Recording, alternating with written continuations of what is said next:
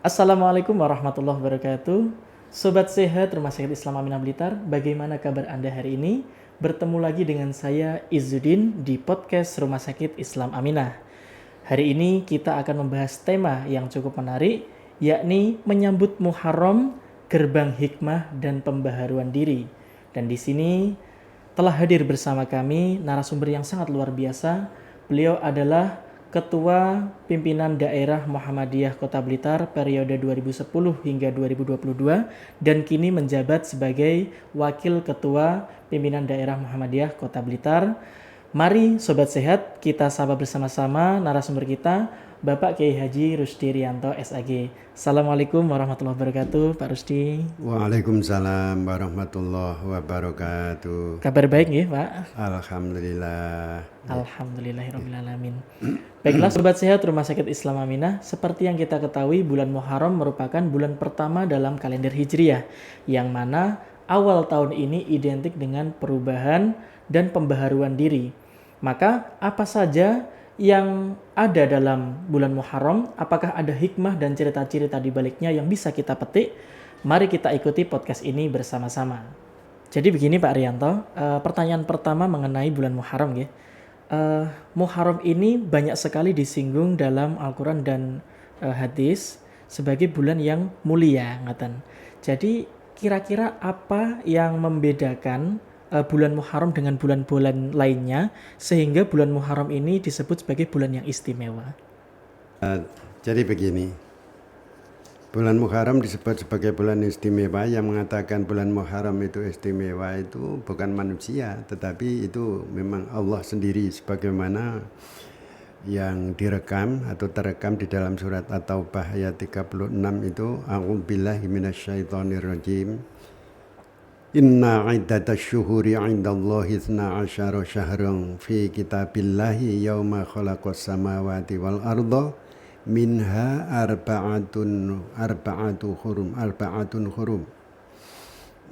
Jadi dinyatakan bahwa sungguh bahwasanya bilangan bulan itu terdiri dari 12 bulan, yang terciptanya 12 bulan itu telah dicatat menurut catatan Allah bahwa bersamaan dengan diciptakannya langit dan bumi. Kan berarti udah lama sekali itu. Gitu, Nah, ya. di sini ada satu kalimat minha arba'atun hurum.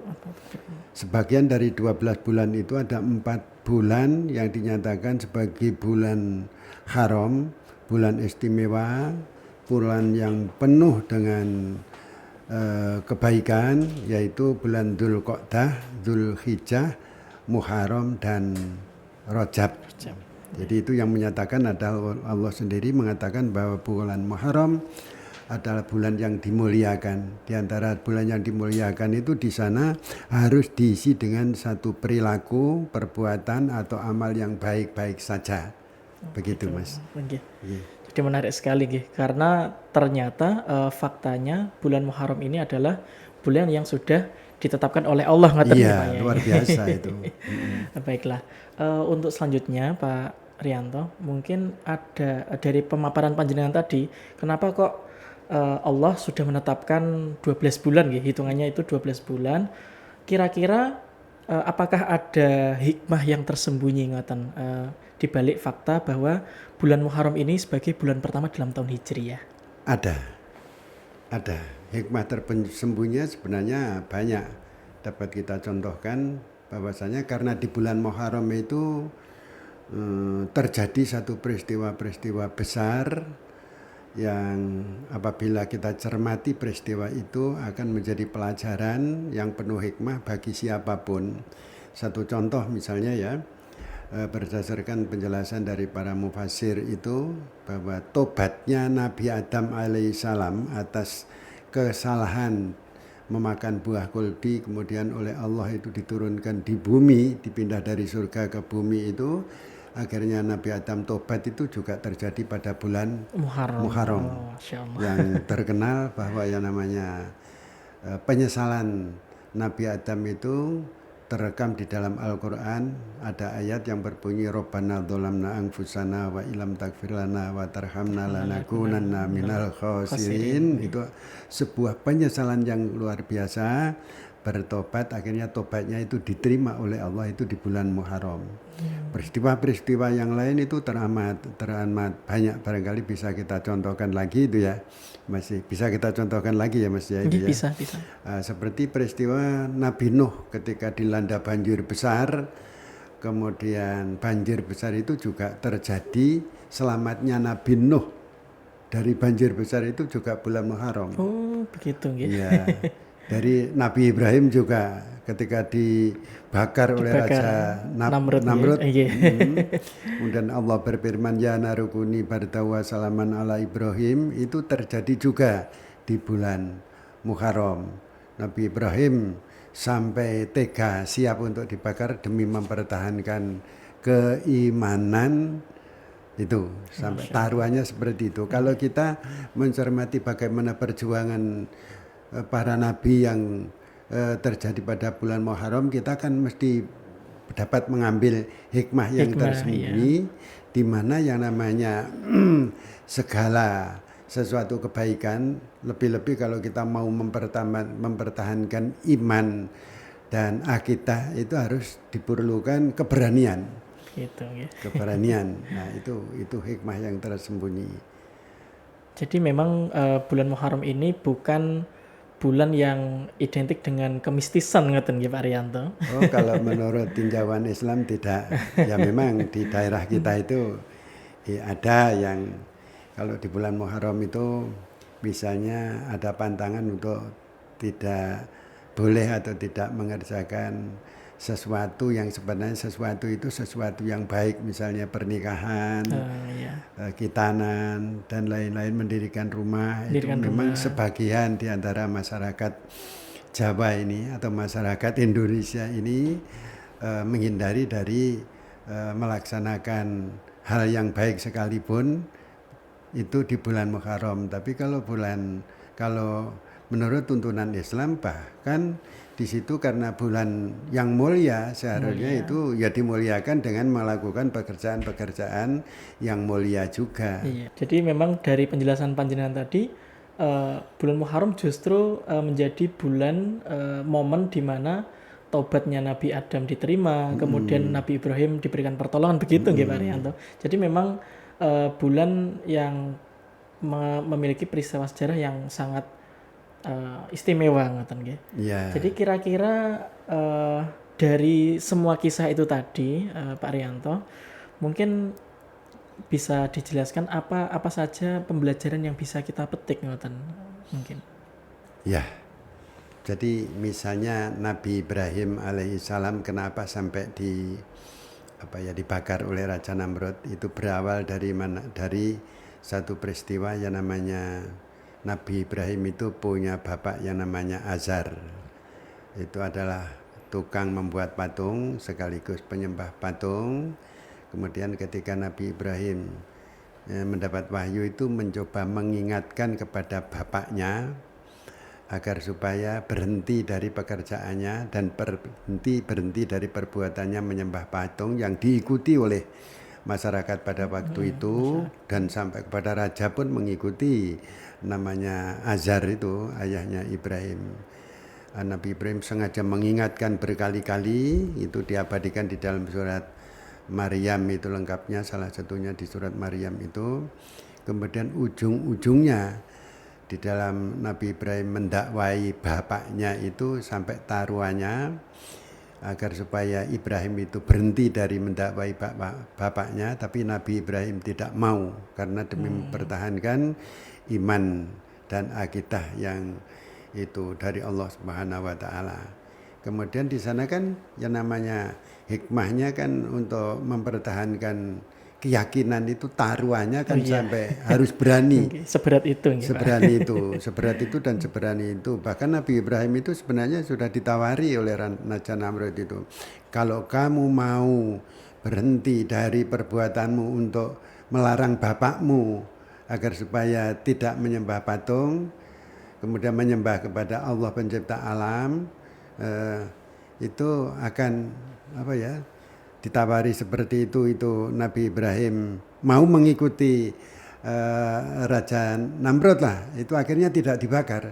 Oh gitu. Tetapi Ya. akhirnya karena Nabi Ibrahim itu memilih tetap bersikukuh komitmen untuk mempertahankan iman dan ikat yang kitanya tidak mau menyembah patung tapi maunya itu tetap menyembah kepada Allah yang Maha Tunggal ini sampai berani dibongo ya tidak apa-apa gitu.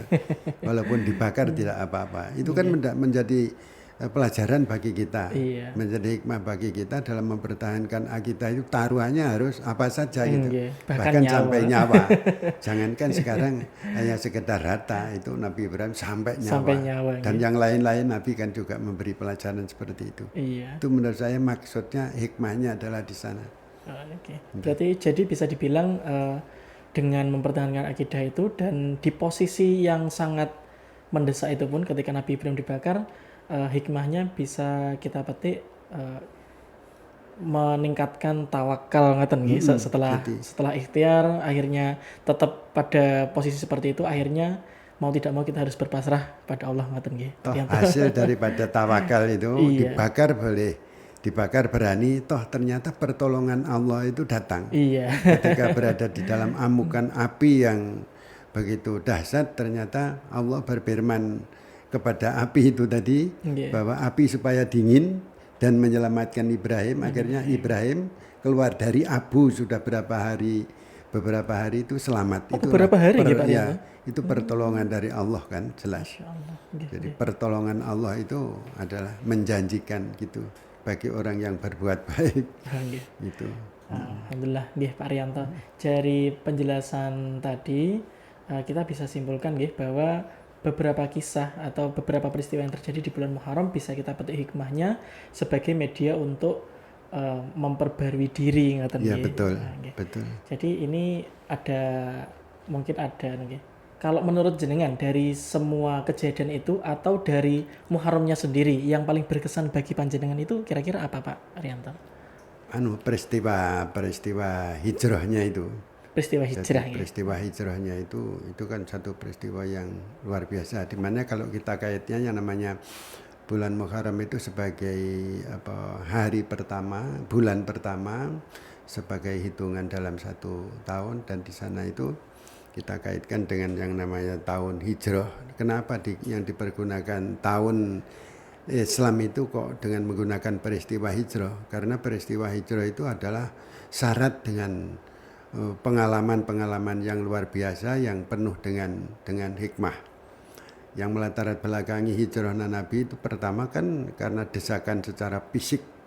Oh iya. Kemudian karena kepenginnya Nabi itu mempertahankan iman dan akidah. Kemudian berikutnya agar supaya lebih bisa mengembangkan di dalam dakwahnya itu di daerah lain. Akhirnya berhijrah itu sampai berani mengorbankan apa saja yang namanya harta kekayaan. Ketika pindah dari Mekah ke Madinah itu ditinggal semua. Harta benda, rumah dan lain sebagainya itu ditinggalkan demi menyelamatkan diri dari tekanan yang sampai ancaman pembunuhan ya. Dan demi mempertahankan iman dan akidah itu. Akidah, ya. Jadi memang sebenarnya hijrah itu adalah peristiwa yang sangat berat nggih kalau kita mau merenungi nggih Pak Rianto. Ya, jadi secara fisik hijrah secara fisik seperti itu. Tetapi makna daripada hijrah itu adalah syarat dengan makna pindah itu adalah pindah dari kejelekan menuju kepada kebaikan begitu. Masya Allah. Nggih. Jadi memang hijrah sendiri untuk makna esensinya adalah terbukanya atau terlihatnya antara hak dengan yang batil ngaten Pak Rianto. Masya Allah. Bagaimana Sobat Sehat Rumah Sakit Islam Aminah? Luar biasa sekali apa yang dipaparkan oleh narasumber kita kali ini, Bapak Kiai Haji Rusdi Rianto SAG. Dan tidak terasa kita sudah berada di penghujung acara. Sebelum kita tutup, mungkin saya mau minta closing statement atau kata penutup ngaten Pak Rianto. Silakan. Ya. Jadi sahabat-sahabat sehat Rumah Sakit Islam Aminah, salah satu di antara hal terpenting di dalam mengambil hikmah satu peristiwa hijrah ini adalah mari kita sendiri ini masing-masing bermuhasabah, introspeksi diri barangkali atau yang pasti selama kita hidup ini perilaku yang lalu itu banyak kekurangan, banyak keliruan, bahkan banyak kesalahan yang membuahkan dosa seperti itu. Untuk itu dalam momen bulan Muharram untuk memasuki tahun baru Hijrah ini, mari kita berhijrah dari sesuatu yang perilaku yang tidak baik, kita perbaiki.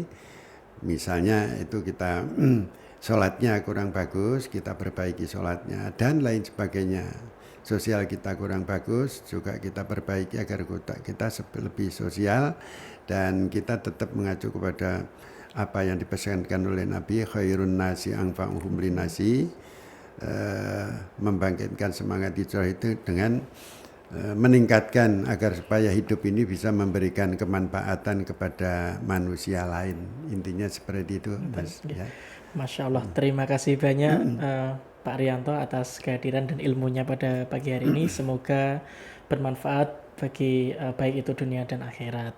Amin ya rabbal alamin. Sobat Sehat Rumah Sakit Islam Aminah, Rumah Sakit Islam Aminah adalah rumah sakit umum yang menyediakan beberapa layanan poliklinik, yakni poli anak, poli kandungan, poli paru, poli mata, poli jantung, poli THT, poli gigi, poli tumbuh kembang, poli kulit dan kelamin, poli syaraf, poli dalam, poli ortopedi, poli bedah, poli rehab medik, poli gizi, poli KIA, dan fisioterapi.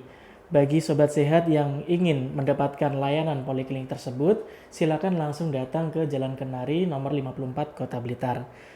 Demikian, saya Izzuddin pamit undur diri. Sampai ketemu di podcast selanjutnya. Wassalamualaikum warahmatullahi wabarakatuh.